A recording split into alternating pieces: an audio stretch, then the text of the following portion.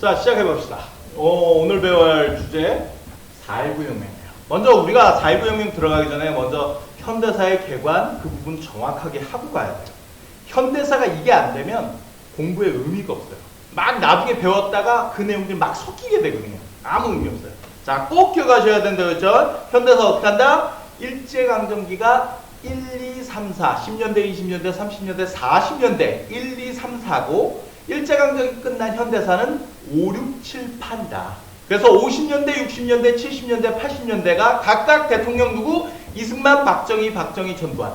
모든 현대사의 그 부분을 10년 간격으로 끊는 게 핵심이에요. 5, 6, 7, 8, 50년대, 60년대, 70년대, 80년대 이승만, 박정희, 전두환. 꼭 기억하셔야 돼요. 또한 제가 시험 문제 한 문제 알려드렸죠. 뭐예요? 이번 수능에 꼭 나오는 거 뭐였어요? 민주화운동 빅3. 4.19, 5.18, 6월 항쟁이 나오게 되는데 언제 들어간다? 5, 6, 7, 8 중에 이승만, 박정희, 전두환 중에 민주화운동 빅3는 한 대통령 임기 끝날 무렵에 하나씩 들어간다. 그래서 이승만 정부 끝날 무렵에 4.19, 박정희 대통령 끝날 무렵에 5.18, 그리고 마지막으로 전두환 끝날 무렵에 6월 항쟁. 순서도 외우기 좋게 어떻게 한다고 했어요? 5.18이 먼저인지 4.19가 먼저인지 6월 항쟁이 먼저인지 어떻게 알아요? 아라비아 숫자 순서대로 4, 5, 6 4.19, 5.18, 6월 항쟁. 뭐가 먼저인지 알겠죠? 잊지 마세요. 그러면 지금 배우는 4.19 혁명은 언제냐? 이승만 정부 끝에 들어가야죠. 이승만 정부가 5자 들어가는 51년, 58년, 57년 5자만 들어가면 다 이승만 정부라고 했잖아요. 이게 지금 헷갈리는 학생은요, 전 시간에 봤던 현대사 개관이라는 단어 그거 다시 보셔야 돼요. 그걸 철저히 외우셔야 돼요. 그거 안 되면 의미가 없어요. 잊지 마시고요. 50년대 이승만 정부, 50년대가 다 이승만 정부라는 거는 50년대 끝에 59년까지 이승만 정부라면 60년에 4.19 혁명이 돼야죠. 그죠? 잊지 마시고요. 그러면 4.19 혁명은 왜 일어났냐 이거야. 먼저 일단 가장 큰 이유는 당시 대통령 이승만 대통령이 뭐 한 거예요? 독재 정치죠. 본인의 권력 욕심이죠. 그게 기본 배경이 되겠죠.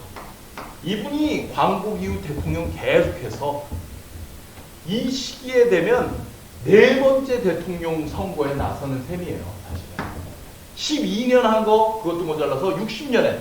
근데 어떤 학생이 어떻게 생각할지 모르는데 이승만 대통령이요, 예전에 독립협회 시기에도 있었던 배제학당 학생이었죠. 그래서 그 시기에도 있었고 일제강점기에 독립운동가였고 지금 해방 이후에 광복 이후에 현대사에도 나오는 굉장히 딱 봐도 나이가 많아 보이죠. 1960년 4.19 혁명 일어날 때 이승만 대통령 나이가 얼마예요? 82세. 왜 독재를 하려냐? 82세 이 선거 한 번만 이기면 4년 임기가 보장되니까 언제? 86세까지 대통령 하려고 하는 거예요. 이게 기본 배경이죠. 더 해보면 우리가 보기에 86세 그만큼 82세까지 했으면 충분한 거 아니에요? 우리 역사에서 배우죠. 권력은 욕심의 끝이 없어요. 많으면 많아요. 재벌이라고 돈 많다고 돈 버는 거 그만두는 거 못 봤잖아요. 그죠? 전교 2등 됐다? 전교 1등 하려고 더 해요. 어쨌든 그렇게 하는 거죠. 거기다가 이승만 정부가 더 많이 권력을 이승만 대통령이 더 오래 대통령 하려고 했다? 이게 기본 바탕인데 문제는 4.19 혁명의 직접적인 원인, 시험 문제에서도 자주 나오는 그 과정 속에서 선거를 하는데 선거에서 이길 자신이 없는 거죠. 그래서 뭐래요? 1960년 4.19 혁명보다 먼저겠죠? 3.15 부정선거가 있어요. 혹시 3.15 부정선거와 4.19 혁명 뭐가 앞인지는 알겠니? 3월 15일, 4월 19일. 그죠? 시험 문제에서 너무 많이 나와요. 3.15 부정선거. 좀 팁을 드리자면 우리 현대사에서 부정선거라는 말이 나온다. 제시문이든 선택지는 나오면 4.19 혁명이라고 보면 돼요. 잘 생각해보면 알지만 공식적으로 수능에서 부정선거라는 말을 배경이든 그걸 쓸 수 있는 거는 현대사 교육과정상 딱 이승만 정부 막판에 4.19 혁명밖에 없어요. 그러니까 키포인트가 되는 거죠. 부정선거 나왔다. 아, 이거 4.19 혁명의 배경. 3.15 부정선거인 거예요. 그 당시 이승만 정부와 여당이었던 자유당이 말도 안 되는 부정선거를 한 거죠. 엄청 말도 안 되는 짓을 했어요. 어느 정도 말이 안 되느냐? 이 선거를 이기려고 하는 거예요. 나이가 많은 이승만 대통령을 대통령으로. 근데 문제는 4년 전에도 선거를 했거든요. 그때 대통령 이승만 부통령 자리를 야당한테 뺏겼어요. 그 당시엔 부통령이 있었거든요. 근데 문제는 이번 선거에서 만약 대통령 이기는 것뿐만 아니라 부통령 자리를 이기지 못하면 80대 중반에서 이승만 대통령이 갑자기 죽으면 어떻게 돼요? 정권 교체가 되죠. 그것도 싫은 거예요. 그래서 어떻게 해요? 부통령도 압도적으로 이겨야 돼요. 당시 이승만의 런닝메이트 같은 형태이지만 어쨌든 이기붕 후보였어요. 자유당. 자유당에서 이승만, 이기붕을 당선시키려고 과도한 부정선거를 했죠. 어느 정도 부정선거를 하냐? 국민들한테 투표 교육을 시킨다는 명분으로 투표용지를 원래 필요한 양보다 몇 배를 더 찍어요. 그 다음 어떻게 해요? 선거 교육 끝났다라고 하면서 그 투표용지를 버리지 않고 똑같은 걸 사용한 거죠. 실제 투표날 투표를 한 명이 20장을 넣기도 해요. 그래서 어느 지역 같은 경우는 투표함에 지역구의 40%를 미리 사전 투표해버리는 거죠. 그럴 정도로. 또는 세 사람을 3인 1조로 묶어서 투표를 거의 공개 투표죠. 세 사람이 들어가서 같이 기표한 다음 나온 다음에 자유당원한테 자기가 기호 1번 이승만을 찍었다, 이기붕을 찍었다는 걸 보여주고 투표하면 이렇게 해요. 공개 투표죠. 부정선거죠. 또한 이 개표하는 과정 속에 야당의 항의가 있을까봐 야당, 민주당 창관인들을 쫓아내요.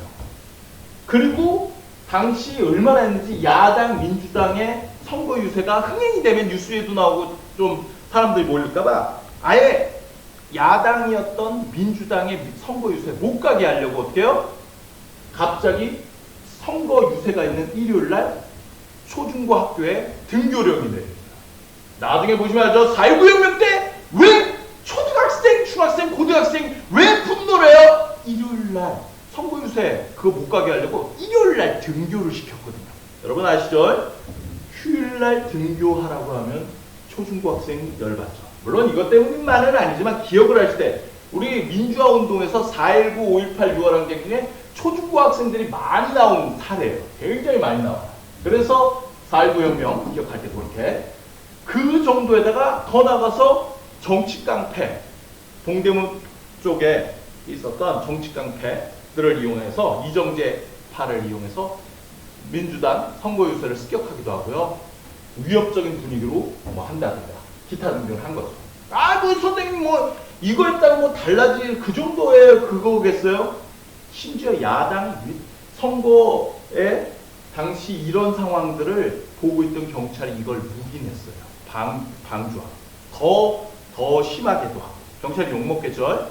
그러다가 특정 어느 지역에서는 아예 민주당 간부 하나가 깡패들한테 맞아서 살해당해요. 선거 유세 기간에. 야당 선거 유세하는 간부가. 그럴 정도의 상황. 공포 분위기를 만든 거죠. 선거 결과는 어떻게 돼요?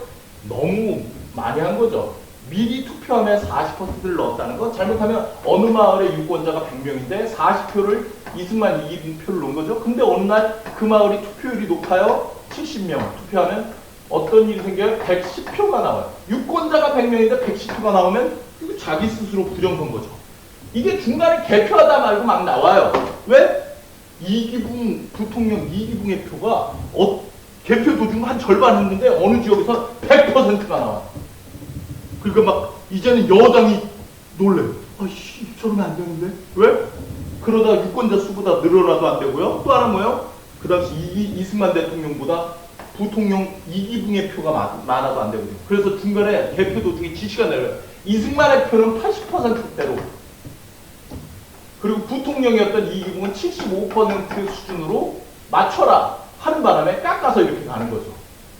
그러니까 어떻게 개표 도중에 표를 가져다가 이기붕 표를 지들이 이제 너무 많이 한 거죠. 가다 하수구에다 갖다 버릴 정도예요. 부정선거가 너무 심한 거죠. 어쨌든 그 부정선거 그게 4.19 혁명의 가장 직접적인 원인이다 라고 생각하면 돼요. 부정선거가 나오면 4.19 혁명 이렇게 생각하면 돼요.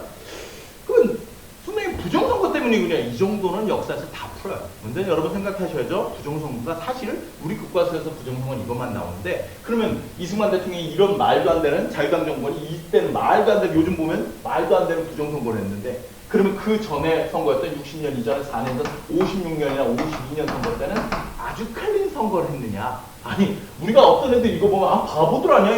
이렇게 부정선거하면 걸릴 거 아니야? 이 선거 전략 짜는 사람도 서울대 출신이에요. 근데 왜 바보같이 저렇게 하죠? 그럼 혁명, 4.19 혁명이 일어날 걸 몰라요, 선생님? 몰라요. 왜? 56년에도 부정선거를 했거든요. 52년에도 했고.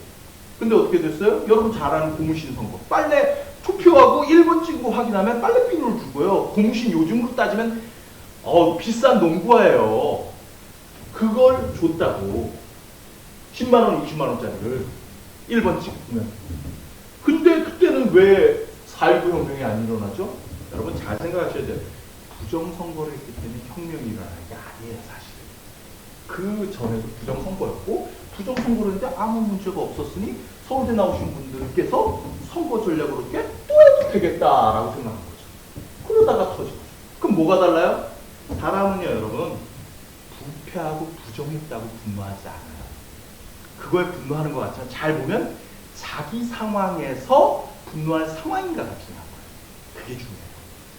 내가 서울대를 가고요. 내가 의대를 가는 날 어떤 사람의 부정부패 뉴스가 나와도 행복해.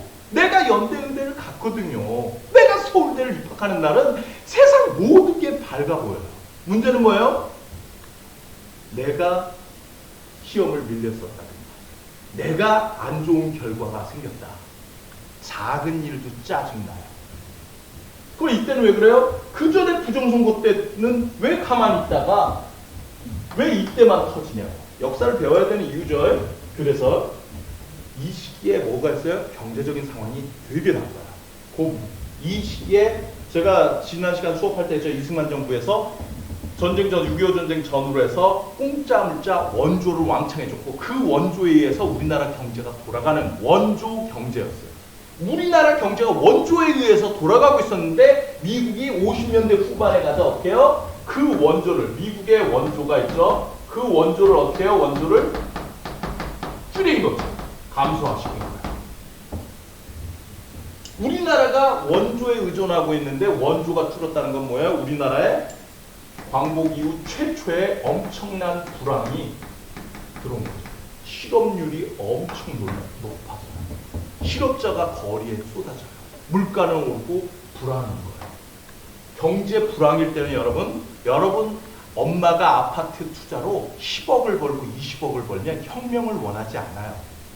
그러나 여러분 엄마의 아빠의 주식과 부동산 쫄딱 망하고 아빠는 잘리고 자영업 했던 분들 다 망한 상황에서 부정선거가 나오면 아빠와 엄마는 광화문에 가서 혁명의 여전사 될 수 있다.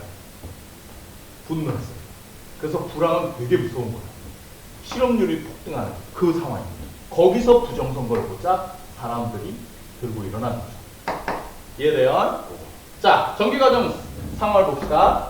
먼저 부정선거가 그날 3.15 부정선거 날에도 시위가 이미 너무 선거하는 과정에서도 부정 상황이 너무 많이 나오는 것 때문에 부정선거에 반대하는 시위가 있었고요. 그 시위 과정 속에서 당시 마산상고 1학년 김주열 학생이 최루탄에 맞아 죽어요. 그래서 김주열이라는 이름이 나오면 뭐예요? 키워드죠. 부정선거가 나오면 4.19, 김주열이 나오면 4.19, 박종철, 이한열이 나오면 6월항쟁. 그렇게 나와야죠. 박종철, 김주열, 난 진짜 누가 먼저인지를 어떻게 알아요? 박종철이 먼저니, 김주열이 먼저니? 김주열이 먼저예요. 어떻게 알아요? 가나다 순서예요. 김주열, 박종철, 이한열. 이해되시죠? 가나다 순서는 할 수 있겠죠, 여러분? 죽은 순서도. 김주열이 그때 시위에 나섰다가 죽은 거죠. 철탄을 맞아 죽었는데 경찰이 이 시신을 어떻게 해요? 뭐 무거운 거에다 묶어갖고 마산 앞바다에다 던진 거죠. 근데 문제는 뭐예요? 잘 묶지 못했나 봐요.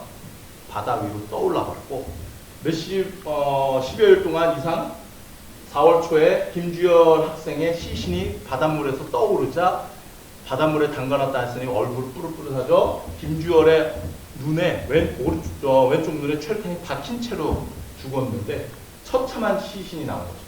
그걸 보고 울컥. 그래서 어떻게 돼요? 마산에서 시작된 큰 시위가 전국으로 시위가 확산돼요. 여기서 우리가 또 생각할 게 있죠. 김주열이 죽었는데 사람 하나 죽었는데 왜 그러지? 여러분 똑같은 사람이 아니에요. 여러분 살아가면서도 그랬지만 이후에도 그래요. 김주열, 박종철, 이한열. 사람의 죽음에서요. 사람들이 분노하는 것은 어떨 때 그 분노가 더 커져요? 어린 학생이 죽었을 때가 가장 커요. 김주열 마산상고 1학년이죠. 16살이에요. 여러분 잘 알죠? 죽은 날짜가 4월 달에 시신이 떠올랐는데 여러분 알죠? 마산상고 1학년 4월 달이면 3월 달에 입학했잖니. 얘 마산상고 한 달 다닌 애예요. 중3에 가까운 애죠. 그렇게 따지면. 그 앳된 학생이 눈에 최루탄을 맞고 집사하고 그걸 바다에 던졌다? 저도 자식이 있지만 부모 가진 사람이라면 이건 진보 보수 이런 거 필요 없어요. 아이가 건들면 안 되는 거예요. 여러분 아시죠? 사회적으로 분노하는 사건들. 아이가 들어가면요. 초등학생 뭐 폭행 사건이다. 어른들끼리 술 먹고 싸우는 거 그런 건 뉴스도 안 돼요. 그러나 뭐예요? 조폭이 초등학생 때리서 애가 죽으면 그건 뉴스거리가 돼요. 그러면 안 되는 거예요.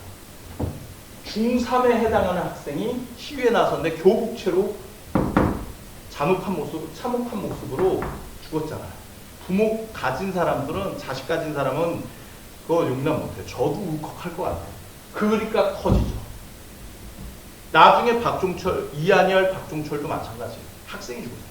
제가 죽으면요, 뚱땡이가 죽었대. 이렇게 되지만 학생이 죽으면 안 돼요. 그렇죠. 그러자 시위가 확산되고요. 여러분 왜 4.19 혁명이 있는 줄 알아요? 시위가 확산되자 4월 19일 날 전국적으로 시위가 열렸고 그 중에 서울에서는 당시 청와대에 해당하는 곳을 경무대라고 불렀는데 경무대 앞에서 시위가 있었죠. 근데 어떻게 해요? 당시 경찰들이 시위대를 향하여 어떻게 해요? 총을 쏴버렸어요. 발포, 빵. 그 결과 죽은 거죠, 사람들이. 그래서 이 날을 기준으로 해서 4.19 혁명이라고 불러요. 그와 동시에 시위는 어떻게 돼요? 더 커진 거죠. 그러자 플러스 알파 시위가 전국적으로 커지자 이승만 대통령이 어떻게 해요? 계엄령을 선포해요. 4.19 혁명 때 계엄령이 있었다라는 거 알아두셔야 돼요. 계엄이라는 것은요, 군대가 행정치안을 맡는 상황입니다. 오늘 북한이 쳐들어왔다? 계엄이 떨어질 거예요. 서울시장과 서울경찰청장의 권한이 정지되고요. 수도방위사령관이 서울시장과 어떻게 보면 서울시 경찰청장직을 겸직하는 시스템이에요. 군인이 강남역에 교통정리도 하고요. 도둑도 군인이 잡아요. 계엄군들이 잡아요. 긴급한 군대가 쉽게 말하면 이 시기에 어떻게 된 거예요? 탱크가 광화문 사거리에 와 있어요. 종로에 군인들이 와 있다고요. 이 상태에서. 그 당시 이 상태에서 그러면 어떻게 되느냐? 시위가 더 커지는 과정 속에서 여기 특이한 사례가 나오는데 대학 교수님들의 시위가 있어요. 사실 대학 교수의 시위가 교과서에 나오는 건 요거라고 생각하시면 돼요. 대학 교수는 여러분 문과 학생들은 알죠. 이과보다 더 그러지만 문과에서 대학 교수 되는 게 능력 플러스 학벌 플러스 운빨 플러스 뭐가 다 있어야 돼요. 인문학 쪽의 교수님들은요 30대 교수 찾기 힘들어요. 40대도 정말 빨리 교수 되는 수준이거든요. 쉽게 말하면 40, 50대 아빠가 문과 쪽 인문대 사회과학대 교수면 알죠? 힘들게 박사기 따고 나중에 여러 해서 교수형 됐는데 잘못 시위에 나가서 잘리면 어떻게 돼요? 그래서 어떻게 보면 대학 교수들은 성명서 발표는 많지만 거리로 나오는 거에 익숙하지 않아요, 그분들. 근데 그분들이 나왔다는 건 뭘 의미해요? 이 싸움을 이긴다고 봤을 거예요. 그래서 나중에 보면 알지만 딱 대학 교수 시위 딱 하루 뒤에 이승만 대통령이 하야를 발표해요. 높은 사람이 중간에 물러나는 것을 우리는 하야라고 해요. 임기를 마치지 못하고 물러나는 거예요. 대학 교수들이 아는 거죠. 대세가 기울어졌다. 이때는 나가야 되는 거예요. 그죠? 여러분 나중에 팁이라면 이번 시기에 나가는 거 너무 위험하지 않을까? 나가고는 싶은데 대학 교수가 수백 명, 교수만이어야 돼요. 대학 교수가 수백 명이 시위에 막 나온다. 그건 나가도 돼요. 그리고 아이 유모차를 가진 엄마들이 대거 수백 명 나왔다. 나가도 돼요. 이긴 싸움. 그 싸움이 뭐든 돼요. 그렇게 보시면 돼요. 대학 교수들이 이승만 하야 전날 시위를 해요. 거의 끝판인 거죠. 그러면 선생님 가보다 이승만 대통령 대단해요. 그래도 스스로 물러났잖아요. 국민이 원한다면 물러나겠다. 그렇지 않아요. 그랬으면 80대 권력 이거 빨리 욕심 끊었으면 일 안 터지죠. 경찰이 왜 발포하니? 그렇죠. 강하게 하라고 하는 게 있으니까 그렇겠죠. 어쨌든. 근데 이때는 물러났잖아요. 역사를 이렇게 단순하게 생각하시면 안 돼요. 이승만 대통령은요. 이승만 대통령이 계엄을 선포하잖아요. 계엄은 군대를 데려온 거라고. 탱크와 군대를 왜 데려왔겠니? 발부라고. 이건 그렇게 저는 이승만 대통령 근대나 일제강점기에 크게 욕하지 않아요. 의견이 다르다는 것과 욕하는 건 다르죠. 그러나 저는 이거 하나가 제일 이승만 대통령 최대 과오라고 봐요. 정치는 잘못할 수 있어요. 내가 열심히 했으나 결과가 안 좋을 수 있죠. 그러나 이거는 아니죠. 군대를 동원해서 어떻게 해요? 시위를 진압하려고 해요. 시위를 진압하다 보면 탱크가 시위 진압하면 어떤 일이 생기겠어요? 5.18 광주민주화운동 같은 일이 생길 가능성이 매우 군들이 총을 갖고 있는데 굉장히 위험한 상황. 근데 발부라고 한 거죠. 문제는 뭐예요? 근데 왜 안 했어요? 지금도 그러지만 우리나라 군대의 지휘권을요 주한미군 사령관이 갖고 있어요. 그때는 평시작전권도 갖고 있어요. 군대 움직이고 명령하는 걸 모두 대한민국 대통령이 아니라 6.25 전쟁 이후에는 주한미군 사령관이 아닌데 이승만 대통령 진압해라 라고 했으나 주한미군 사령관 맥그루더 장군이 계엄군한테 전 계엄군은 자기 위치를 지키고 절대 시민들한테 발포하지 말 것라고 발표해요. 그게 중요한 거죠. 군대가 미국의 말을 따라서 이승만 대통령을 포기한 거죠. 그러자 이승만 대통령 어때요? 이승만 대통령 입장에서는 미국이 나를 버렸구나. 그래서 하야한 거예요. 이 사건은 우리나라 사람들한테 미국에 대한 이미지를 굉장히 좋게 해요. 굉장히 위험한 상황에서 미국이 막은 거예요, 사실. 그렇죠. 그래서 여러분 아버지 세대들은 80년대 대학을 아빠 엄마가 다닌 사람들은 좀 익숙할 수 있는데 이때랑은 달라요. 50년대뿐만 아니라 60년대, 70년대 박정희 정부까지도요. 대학생들이나 야당 정치인들도 미국을 믿어요. 이때 큰 참상이 일어날 거 미국이 막아줬고 민주주의에 발달한 선진국 이렇게 생각하는 거죠. 그래서 더 나아가서 60, 70년대 대학생들이나 야당 정치인은 미국이 박정희 대통령을 약간 잘못할 때는 통제해 주기를 원할 정도예요. 그래서 60, 70년대 박정희 정부 시기 때는요. 미국에 반대하는 반미 시위라는 개념이 본격적으로 없어요. 없다고 보시면 돼요. 근데 반미 시위 이제 여러분 아빠 엄마가 대학 다녔던 80년대 반미 시위가 심해요. 미 문화원 점거 사건도 있고요. 미 대사관 근처에서 시위 비슷하게 하는 것도 나오고요. 막 주한미군 관련해 갖고 구호도 강해져요. 왜 그래요? 그건 우리가 나중에 배울 다음 시간 이후에 배울 5.18 광주민주화운동 때문에 거죠. 5.18 광주 때 계엄군들이 국민을 죽였죠. 그거 바꿔 얘기하면 미국의 허락이 없으면 군대는 명령하지 않으면 계속 막고 있을지언정 발포하지 않거든요. 그러니까 미국의 책임이 있다고 보는 거예요. 거기에 공수부대를 보내는 것도 미국의 허락 없이 군대가 움직일 수 없다고요. 그 개념이라고 보시면 돼요. 이해되시죠? 그때 이후 5.18 광주 이후에 80년대에 반미 시위가 터지는 거예요. 이때는 그러지 않아요. 기본적으로 60, 70년대 이후에도 그렇고 미국에 대한 신뢰가 꽤 많이 깔려있어요. 국민들뿐만 아니라 대학생들도 그래요. 이 사건이 그 역할을 한 거죠. 이승만 대통령은 물러났어요. 됐죠? 그럼 결과는 어떻게 되냐? 이승만 대통령이 물러나면서 부정선거 다시 해야죠. 그러나 국회에서 뭐라고 하냐? 이때 헌법을 바꿔요. 자꾸 이런 일이 생긴 건 대통령 권한 때문인 것 같다. 그래서 어떻게? 우리 처음으로 이거 한번 해보자. 뭐예요? 내각 책임제. 영국과 같은 내각 책임제죠. 국회의원 선거를, 대통령 선거를 따로 하는 게 아니라 국회의원 선거를 해서 거기서 다수당이 총리 내각을 구성해서 국회의원 선거에서 이긴 정당 정치인들이 국정을 책임지게 하는 제도를 내각 책임제라고 해요. 그죠? 영국이 쓰는 제도고 일본도 쓰죠. 근데 이 방법을 우리 헌정사상 이때가 거의 유일하다라고 보시면 돼요. 그래서 시험 문제 4.19 혁명의 결과로 내각 책임제 개헌, 내각 책임제 요 얘기가 나오면 4.19 혁명의 결과라고 보시면 돼요. 그 개헌에 입각해서 선거를 했고요. 그 선거 결과 당시 야당 민주당이 승리를 하면서 당시 야당 대표에 해당하는 장면이 총리가 되어 내각을 수립하거든요. 이 정부를 우린 장면 정부라고 해요. 그래서 4.19 혁명 이후에 민주당 장면 정부가 세워졌다. 여기까지. 그래서 장면 정부 얘기를 많이 하지는 않을 거예요. 왜? 잘했냐 못했냐를 하기에는요. 여러분 재수 기간보다도 짧아요. 그래서 딱 장면 정부 세워지고 9개월 뒤에 1961년 5.16 군사정변 박정희 장군의 5.16 군사정변 쿠데타가 일어나면서 무너졌기 때문에 9개월을 잘했냐 못했냐라고 하는 건 좀 오바일 것 같아요. 어쨌든 이 정부가 내각 책임제 정부로 세워졌다. 그리고 다만 확실한 건 뭐냐? 이게 4.19 혁명을 여러분 어떻게 보면 학생들은 그냥 그런가 보다 하는데 이건 세계사적으로도 우리나라 역사에서도 굉장히 큰 결과예요. 왜? 4.19 혁명은요. 광복 이후 2차 세계대전 이후 아시아에서 최초로 일어난 독재자를 몰아낸 성공한 시민혁명. 최초로.